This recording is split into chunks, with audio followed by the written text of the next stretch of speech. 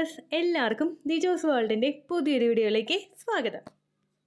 ഇന്നത്തെ വീഡിയോയിൽ സംസാരിക്കുന്നത് നമുക്കുണ്ടാവുന്ന ബ്രസ്റ്റ് പെയിൻ അത് പീരിയഡ്സിന്റെ ആണോ പ്രഗ്നൻസിയുടെ ആണോ എങ്ങനെ തിരിച്ചറിയാം എന്ന വിഷയത്തെ പറ്റിയിട്ടാണ് കേട്ടോ. അപ്പൊ നമുക്ക് വീഡിയോ സ്റ്റാർട്ട് ചെയ്യാം. ഇതിനോടകം ഒരുപാട് പേര് നമ്മുടെ ചാനൽ ഫോളോ ചെയ്തിട്ട് പ്രഗ്നന്റ് ആയിട്ടുണ്ട്. അവരുടെയൊക്കെ സക്സസ് സ്റ്റോറീസ് കാണാൻ വേണ്ടിയിട്ട് നമ്മുടെ ചാനൽ വിസിറ്റ് ചെയ്തതിന് ശേഷം കമ്മ്യൂണിറ്റി ടാബ് നോക്കുക കേട്ടോ. അതിൽ നിങ്ങളുടേതായിട്ടുള്ള സെയിം ഹെൽത്ത് കണ്ടീഷൻസ് ഉള്ള ആളുകൾ എന്തെല്ലാം ടിപ്സ് ആണോ ഫോളോ ചെയ്തത് അത് ഫോളോ ചെയ്യാനായിട്ട് നിങ്ങൾക്ക് യൂസ്ഫുൾ ആണെന്ന് തോന്നുന്നത് ഫോളോ ചെയ്യാനായിട്ട് പ്രത്യേകം ശ്രദ്ധിക്കുക കേട്ടോ.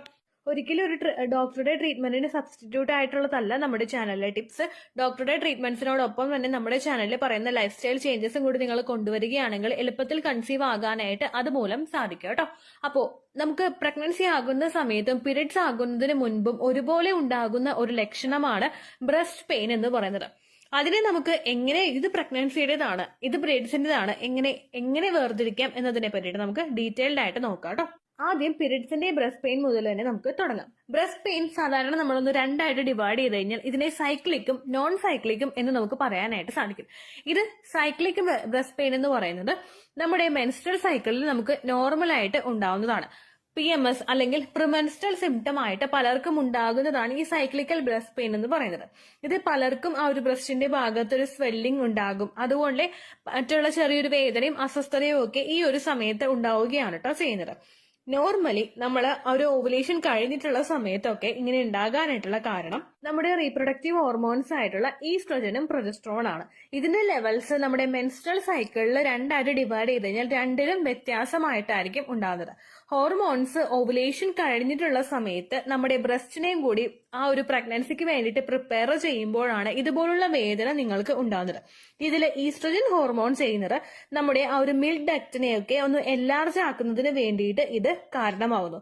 പ്രൊജസ്ട്രോൺ ആണെങ്കിൽ മിൽക്ക് ഗ്ലാൻഡ്സ് ഒക്കെ ഒന്ന് വികസിച്ച് ഒരു സ്വെല്ലിംഗ് അല്ലെങ്കിൽ ഒരു വേദന നമുക്ക് ഉണ്ടാകുന്നതിന് വേണ്ടിയിട്ട് കാരണമാവുന്നുണ്ട്. ഇതുകൊണ്ടാണ് പലർക്കും പീരിയഡ്സിന് മുൻപായിട്ട് ബ്രസ്റ്റ് പെയിൻ ഉണ്ടാകുന്നത്. ഓരോരുത്തർക്കും അത് ഫീൽ ചെയ്യുന്ന തോത് ഡിഫറെന്റ് ആയിരിക്കും. ചിലവർക്ക് ബ്രസ്റ്റ് പെയിൻ വളരെ കുറവായിട്ടായിരിക്കും ഉണ്ടാകുന്നത്, ചിലവർക്ക് ഒട്ടും തന്നെ ഉണ്ടാവില്ല. അതിനർത്ഥം അവരുടെ ബ്രസ്റ്റ് ഓവുലേഷൻ കഴിഞ്ഞിട്ട് പ്രിപ്പയർ ആകുന്നില്ല എന്നല്ല, ഓരോരുത്തരുടെ ശരീരപ്രകൃതി ഡിഫറെന്റ് ആയതുകൊണ്ട് നമ്മൾ ഫീൽ ചെയ്യുന്ന ആ ഒരു വേദനയിലും അതുപോലെ തന്നെ ഡിഫറൻസ് ഉണ്ടാകുന്നതാണ് കേട്ടോ. ചിലവർക്ക് ഈ ഒരു പ്രിമെൻസ്ട്രൽ സിംറ്റംസ് തുടങ്ങുന്ന ഡേറ്റിലെ വ്യത്യാസം ഉണ്ടാകും.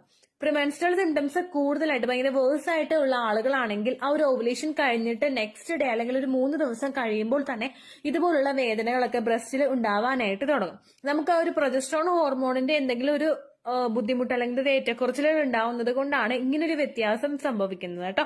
കൂടുതലായിട്ടും മറ്റു ചില ആളുകൾക്ക് ഉണ്ടാകുന്നത് പീരിയഡ്സ് ആകുന്നതിന് 2-3 ദിവസം മുൻപൊക്കെ ആയിരിക്കും ഇതുപോലുള്ള പ്രിമെൻസ്ട്രൽ സിംറ്റം ആയിട്ട് ഈ വേദന വരുന്നത്. നോർമലി ഈ ഒരു വേദന നമുക്ക് സ്റ്റാർട്ട് ചെയ്ത് തുടങ്ങിക്കഴിഞ്ഞാൽ ഒരു 2-3 ദിവസത്തിനകത്ത് ബ്ലീഡിംഗ് വരും. ആ ഒരു കോഴ്സ് ആയിട്ടായിരിക്കും ഇത് പോയിക്കൊണ്ടിരിക്കുന്നത്. അപ്പോൾ ഈ ഒരു ബ്ലീഡിംഗ് തുടങ്ങിക്കഴിഞ്ഞാൽ ഒരു 2ാമത്തെ ദിവസമൊക്കെ ആകുമ്പോഴേക്കും ഈ വേദന കംപ്ലീറ്റ് ആയിട്ട് മാറിക്കൊണ്ടിരിക്കും.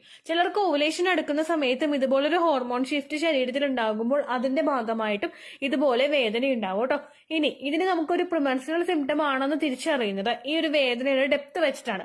ഒരിക്കലും നമുക്ക് ഭയങ്കര ഹെവി ആയിട്ടുള്ള ഒരു വേദനയായിരിക്കില്ല ഒരു പ്രിമെൻസ്ട്രൽ സിംറ്റം ആയിട്ട് ഉണ്ടാവുന്നത്. അതുപോലെ തന്നെ ഇത് ചിലപ്പോൾ ഫീൽ ചെയ്യുന്നത് നമുക്കൊന്ന് തൊടുന്ന സമയത്ത് അല്ലെങ്കിൽ ഡ്രസ്സ് ഒന്ന് മേൽപോട്ടേക്ക് പൊക്കി നമ്മൾ ഊരുന്ന സമയത്തൊക്കെ ആയിരിക്കും ഈ ഒരു വേദന കൂടുതലായിട്ടും വരുന്നത് കേട്ടോ.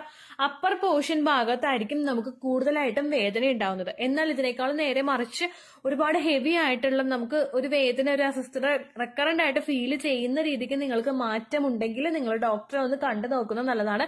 ഹോർമോൺസിന്റെ ഒന്ന് ടെസ്റ്റ് നടത്തി കഴിഞ്ഞാൽ എന്തിനെങ്കിലും കൂടുതലുണ്ടോ, പ്രൊലാക്റ്റിൻ ഹോർമോൺ എക്സസ് ആണോ എന്നൊക്കെ ഒന്ന് വ്യക്തമായിട്ട് അറിയാൻ വേണ്ടിയിട്ടും അത് സഹായിക്കും കേട്ടോ. ഇനി പ്രഗ്നൻസിയുടെ ബ്രസ്റ്റ് പെയിൻ. പ്രഗ്നന്റ് ആകുന്ന സമയത്ത് നമുക്ക് കുഞ്ഞ് വളരുന്നതിന് പോലെ തന്നെ നമ്മുടെ ബ്രസ്റ്റും കുഞ്ഞിനെ ഫീഡ് ചെയ്യാൻ വേണ്ടിയിട്ട് ആദ്യത്തെ ടൈം മുതൽ തന്നെ പ്രിപ്പയർ ആകുന്നുണ്ട്. അപ്പൊ അതുകൊണ്ട് ഞാൻ നേരത്തെ പറഞ്ഞതുപോലെ തന്നെ ഈസ്ട്രോജനും പ്രൊജസ്ട്രോണും ബ്രസ്റ്റിനെ അതുപോലെ പ്രിപ്പയർ ആക്കുന്നത് കൊണ്ട് നമ്മൾ നേരത്തെ പറഞ്ഞ വേദന മാത്രമല്ല മറ്റൊരുപാട് സിംറ്റംസ് നമ്മൾ പ്രഗ്നൻസി ആണെങ്കിൽ ബ്രസ്റ്റിൽ ഉണ്ടാകാറുണ്ട്. ഇത് പലതും നമുക്ക് ഉണ്ടാകുന്നത് ആ ഫീഡിങ്ങിന്റെ പ്രോസസ് അവിടെ വെച്ച് തന്നെ സ്റ്റാർട്ട് ചെയ്യുമ്പോഴാണ്. ഏർലി സിംറ്റം ആയിട്ട് പലർക്കും ഉണ്ടാകുന്ന ബ്രസ്റ്റിന്റെ സിംറ്റംസ് എന്തൊക്കെയാണെന്ന് നമുക്ക് നോക്കാം. ഏറ്റവും ആദ്യത്തേത് ലൈറ്റ് ആയിട്ട് ചെറിയൊരു വേദന നമുക്ക് വന്നുകൊണ്ടേയിരിക്കും.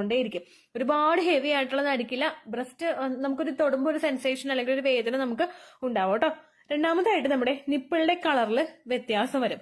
നമ്മളിപ്പോൾ നമ്മുടെ നിപ്പിൾ ചെക്ക് ചെയ്ത് നോക്കുകയാണെങ്കിൽ നിങ്ങൾ പ്രഗ്നന്റ് അല്ല, നിങ്ങൾ ഫീഡ് ഒന്നും ചെയ്യുന്നില്ലെങ്കിൽ ബ്രസ്റ്റ് നിപ്പിളിന്റെ കളർ എന്ന് പറയുന്നത് ലൈറ്റ് ആയിട്ടുള്ള ഒരു ബ്രൗണിഷ് ഷെയ്ഡ് ആയിരിക്കും.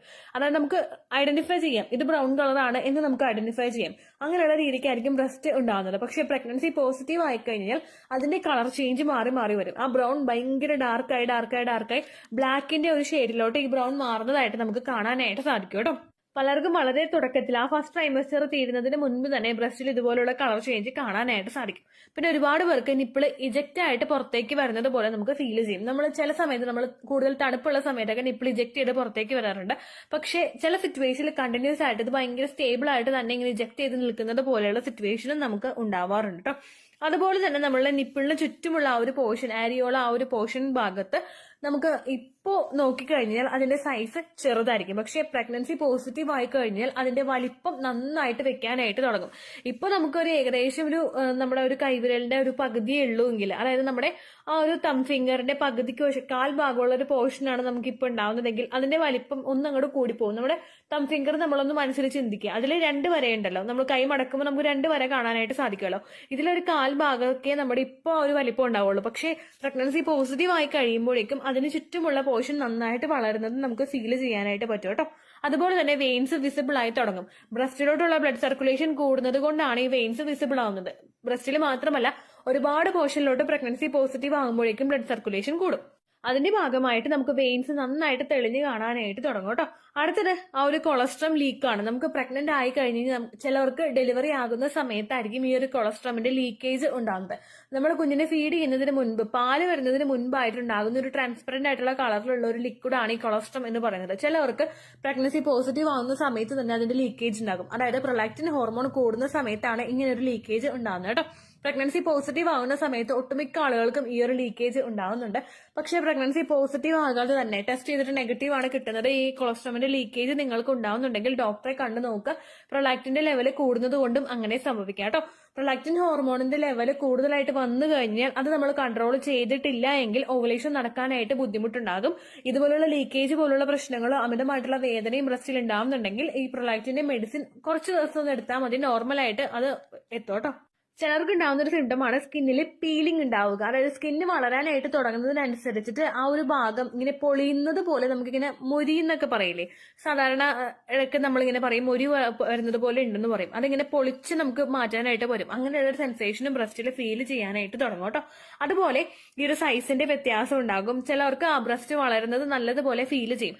ഒറ്റയടിക്ക് 32 നിന്ന് 34 ആയി അങ്ങനെ അല്ലാട്ടോ പറഞ്ഞത്. പക്ഷെ ഒരു കംഫർട്ടബിൾ അല്ലാത്ത രീതിക്ക് നമുക്ക് വേദന ഉണ്ടാകും. ചില ബ്രസ്റ്റ് ആ ഒരു ബ്രായൊക്കെ നമ്മൾ യൂസ് ചെയ്യുന്ന സമയത്ത് ഹെവി ആയി പോകുന്നത് പോലെയും ഭയങ്കര ഒരു അസ്വസ്ഥതയും ടൈറ്റ് ആയിട്ട് ഇരിക്കുന്നതിനൊരു ബുദ്ധിമുട്ട് നമുക്ക് ഉണ്ടാവും കേട്ടോ.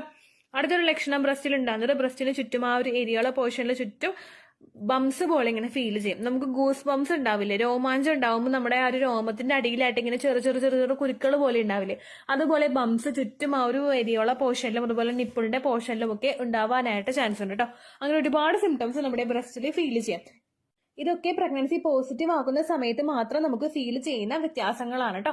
ഇങ്ങനെയൊക്കെ അസ്വസ്ഥതകളൊക്കെ ബ്രസ്റ്റിൽ ഉണ്ടാവുന്ന സമയത്ത് നല്ലതുപോലെ ഒന്ന് എണ്ണയൊക്കെ ഇട്ട് മസാജ് ചെയ്ത് കൊടുക്കാനായിട്ട് നിങ്ങൾ നോക്കുക. അതുപോലെ നിപ്പിള് വലിച്ചു പുറത്തേക്ക് ഇടാനായിട്ട് നിങ്ങൾ നോക്കുക പ്രഗ്നൻസി പോസിറ്റീവ് ആണെങ്കിൽ. കാരണം അല്ലെങ്കിൽ നമ്മൾ കുഞ്ഞു ബ്രസ്റ്റ് വളരുന്നതിനനുസരിച്ച് നിപ്പിൾ അകത്തേക്ക് കയറി പോകാനായിട്ടുള്ള സിറ്റുവേഷൻസ് ഉണ്ടാകും. അങ്ങനെ വന്നു കഴിഞ്ഞ് കഴിഞ്ഞാൽ ഫീഡ് ചെയ്യുന്ന സമയത്ത് ഡെലിവറി ഒക്കെ കഴിഞ്ഞിട്ട് ഫീഡ് ചെയ്യുന്ന സമയത്ത് അസ്വസ്ഥത ഉണ്ടാവാനായിട്ട് ചാൻസ് ഉണ്ട് കേട്ടോ. ഇത്രയേ ഉള്ളൂ വീഡിയോ. യൂസ്ഫുൾ ആയി കാണുമെന്ന് വിശ്വസിക്കുന്നു. യൂസ്ഫുൾ ആവുന്നുണ്ടെങ്കിൽ ലൈക്ക് ചെയ്യുക, ഫ്രണ്ട്സിനൊക്കെ ഷെയർ ചെയ്ത് കൊടുക്കുക കേട്ടോ. എന്തെങ്കിലും സംശയം ഉണ്ടെങ്കിൽ നിങ്ങൾ കമന്റ്സിൽ ചോദിക്കുക. പണ്ടത്തെ വീഡിയോയ്ക്ക് കമന്റ്സ് ഇടുന്നവർക്ക് റിപ്ലൈ ലഭിക്കുന്നില്ലെങ്കിൽ ലേറ്റസ്റ്റ് ആയിട്ട് ഞാൻ ഏത് വീഡിയോ ആണോ അപ്ലോഡ് ചെയ്യുന്നത് അതിന് താഴെ കമന്റ് ഒന്ന് കോപ്പി പേസ്റ്റ് ചെയ്യാനായിട്ട് ശ്രദ്ധിക്കുക കേട്ടോ. അതുപോലെ ഓവുലേഷൻ ഡേറ്റ് കാൽക്കുലേറ്റ് ചെയ്ത് തരാനായിട്ട് റിക്വസ്റ്റ് ചെയ്യുന്ന ആളുകൾ എത്രയാണോ സൈക്കിൾ ലെങ്ത് അത് മെൻഷൻ ചെയ്യാനായിട്ട് ശ്രദ്ധിക്കുക. സൈക്കിൾ ലെങ്ത് എന്നതുകൊണ്ട് ഉദ്ദേശിച്ചത് ഓരോ മാസവും എത്ര ദിവസം കൂടുമ്പോഴാണോ ബ്ലീഡിങ് വരുന്നത് അതാണ് സൈക്കിൾ ലെങ്ത്. കഴിഞ്ഞ മാസം ഒരു 8-ാം തീയതിയാണ് ബ്ലീഡിംഗ് ആയതെങ്കിൽ ഈ മാസം 6-ാം തീയതിയാണ് ബ്ലീഡിംഗ് ആയതെങ്കിൽ കഴിഞ്ഞ മാസം 8-ാം തീയതി മുതൽ ഈ മാസം 6-ാം തീയതി വരെ എത്ര ദിവസമുണ്ടോ അത് കാലണ്ടറിൽ എണ്ണി തിട്ടപ്പെടുന്നതാണ് നിങ്ങളുടെ സൈക്കിൾ ലെങ്ത്. സൈക്കിൾ ലെങ്ത് നമ്മൾ കൃത്യമായിട്ട് കാൽക്കുലേറ്റ് ചെയ്യുകയാണെങ്കിൽ ഓവുലേഷൻ ഡേറ്റ് എളുപ്പത്തിൽ കണ്ടുപിടിക്കാൻ വേണ്ടിയിട്ട് ഒരുപാട് ആപ്ലിക്കേഷൻസും ഒരുപാട് ഓൺലൈൻ ആയിട്ടുള്ള വെബ്സൈറ്റുകളും ഇന്ന് നമുക്ക് അവൈലബിൾ ആണ്. പ്ലേ സ്റ്റോറിൽ പോയിട്ട് ഓൺലൈൻ ഓവുലേഷൻ ട്രാക്കർ എന്ന് ടൈപ്പ് ചെയ്ത് കഴിഞ്ഞാൽ നിങ്ങൾക്ക് അതുമായിട്ട് ബന്ധപ്പെട്ടിട്ടുള്ള ആപ്ലിക്കേഷൻസ് കിട്ടും. അത് പറ്റുന്നില്ല എങ്കിൽ ഗൂഗിളിൽ പോയിട്ട് ഓൺലൈൻ ഓവുലേഷൻ കാൽക്കുലേറ്റർ എന്ന് ടൈപ്പ് ചെയ്ത് കഴിഞ്ഞാൽ അതുമായിട്ട് ബന്ധപ്പെട്ടിട്ടുള്ള വെബ്സൈറ്റുകൾ നിങ്ങൾക്ക് കിട്ടും. അതിൽ നിങ്ങളുടെ ലാസ്റ്റ് മന്തിലെ മെൻസ്ട്രേഷന്റെ ഡേറ്റും ഒപ്പം ഞാൻ ഈ പറഞ്ഞ രീതിക്ക് നിങ്ങൾ കാൽക്കുലേറ്റ് ചെയ്യുന്ന സൈക്കിൾ ലെങ്ത്തും എൻ്റർ ചെയ്ത് കൊടുക്കുകയാണെങ്കിൽ നിങ്ങൾക്ക് കൃത്യമായിട്ട് ഓവുലേഷൻ ഡേറ്റ് കണ്ടുപിടിക്കാനായിട്ട് സാധിക്കും. ഫെർട്ടൈൽ ടൈം പീരീഡും നിങ്ങൾക്ക് കിട്ടും. അതായത് എത്ര ദിവസം മുതൽ കോണ്ടാക്ട് ചെയ്ത് തുടങ്ങിക്കഴിഞ്ഞാൽ നിങ്ങൾ പ്രഗ്നന്റ് ആകും എന്നുള്ളൊരു ഡേറ്റും നിങ്ങൾക്ക് പ്രോപ്പർ ആയിട്ട് കിട്ടും കേട്ടോ. ഇത് കാൽക്കുലേറ്റ് ചെയ്യുന്ന സമയത്ത്, സൈക്കിൾ ലെങ്ത് കാൽക്കുലേറ്റ് ചെയ്യുന്ന സമയത്ത് നിങ്ങളുടെ ആ ഒരു കലണ്ടറിൽ നോക്കി തന്നെ നിങ്ങൾ കാൽക്കുലേറ്റ് ചെയ്യുക. പല മാസങ്ങളിലും 30-31 ദിവസമുണ്ട്. അതുകൊണ്ടാണ് അങ്ങനെ പറഞ്ഞത്. ഒപ്പം നിങ്ങൾക്ക് ബ്ലീഡിംഗ് തുടങ്ങിയ ദിവസത്തിന് വേണം നിങ്ങൾ ഡേ 1 ആയിട്ട് എടുക്കാൻ വേണ്ടിയിട്ട്. സ്പോട്ടിംഗ് തുടങ്ങിയ ദിവസത്തിനെ, അതായത് ചെറുതായിട്ട് ഡിസ്ചാർജ് പോയി തുടങ്ങിയ ദിവസത്തിനെ നിങ്ങൾ കൺസിഡർ ചെയ്യേണ്ട ആവശ്യം ഇല്ല കേട്ടോ. അപ്പൊ ഇത്രയേ ഉള്ളൂ വീഡിയോ. അടുത്തൊരു വീഡിയോ ആയിട്ട് നമുക്ക് വീണ്ടും കാണാം. ബൈ.